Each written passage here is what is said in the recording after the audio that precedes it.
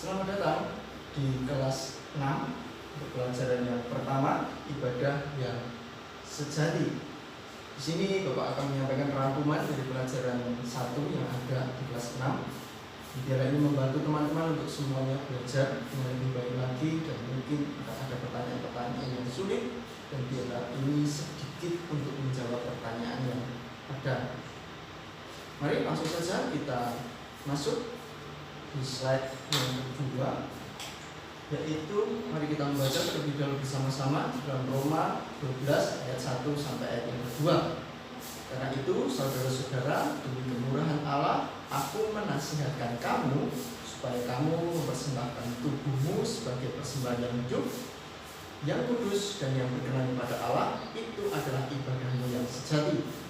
Janganlah kamu menjadi serupa dengan dunia ini, tapi berubahlah oleh pembaharuan budimu, sehingga kamu dapat membedakan mana kehendak Allah, apa yang baik, yang berkenan kepada Allah, dan yang sempurna. Nah, ayat ini menjadi landasan kita belajar di pelajaran yang pertama ini, seperti sudah ada juga di dalam buku paket, yaitu tentang Roma 12 ayat yang ke-1 dan ke-2. Teman-teman sudah menuliskan itu juga di lembar yang sudah Bapak berikan kemarin. Nah, ibadah yang sejati adalah ibadah yang murni atau ibadah yang benar. Ibadah tidak hanya menyangkut persekutuan atau kegiatan di gereja saja atau di rumah-rumah, seperti kita melakukan ibadah online itu saja, tidak, melainkan berhubungan dengan seluruh sikap hidup kita setiap hari atau perbuatan yang kita lakukan di hari-hari, di rumah, di sekolah, dimanapun kita ada, itu semua adalah ibadah kita.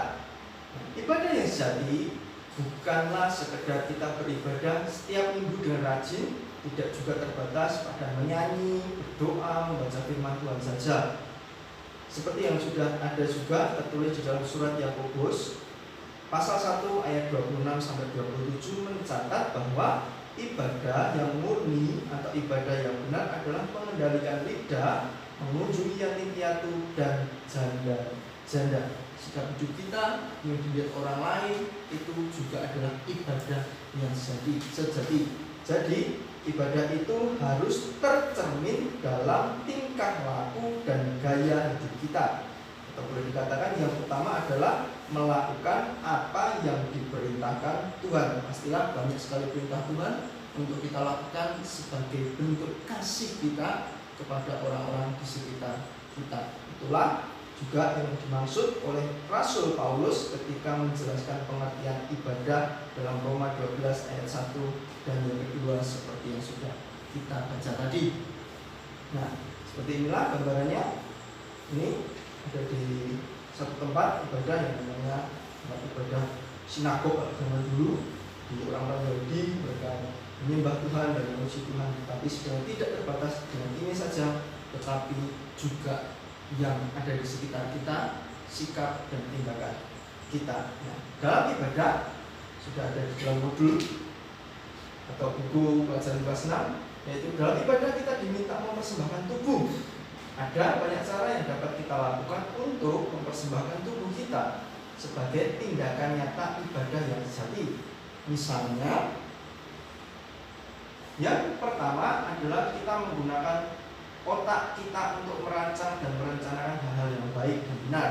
Contohnya adalah kita merancangkan suatu kegiatan, entah belajar, mungkin hari Senin aku harus mengerjakan ini, dan mengerjakan ini. Kok aku yang bagian ini, mungkin bagian matematika kok aku tidak mengerti ya, berarti aku harus mencarinya di internet, mungkin bertanya kepada guru, atau mungkin bertanya kepada orang tua dan orang di sekitar kita. Kita rancangkan sesuatu yang baik dalam otak kita, melakukan sungguh.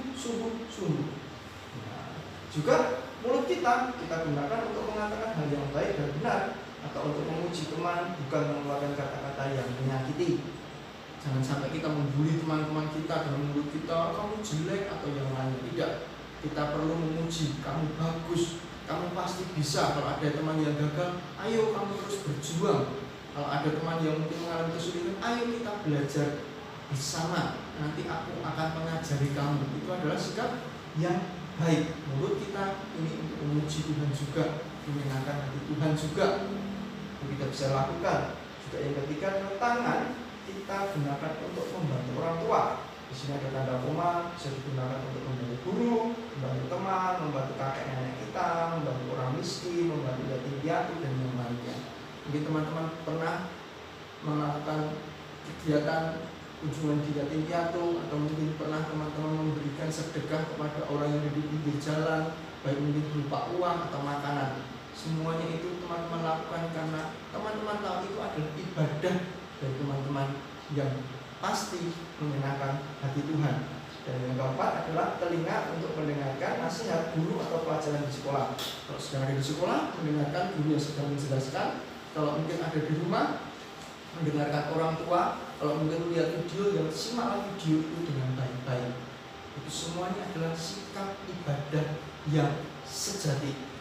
Dan yang terakhir adalah segenap hidup kita adalah ibadah. Karena itu kita perlu melakukan seperti gambar ini. Kalau tadi ada gambar orang ibadah di sinagog atau di gereja, sekarang adalah orang yang saling membantu ketika mengalami kesulitan. Biarlah di video singkat ini boleh membantu teman-teman semuanya, dan Tuhan Yesus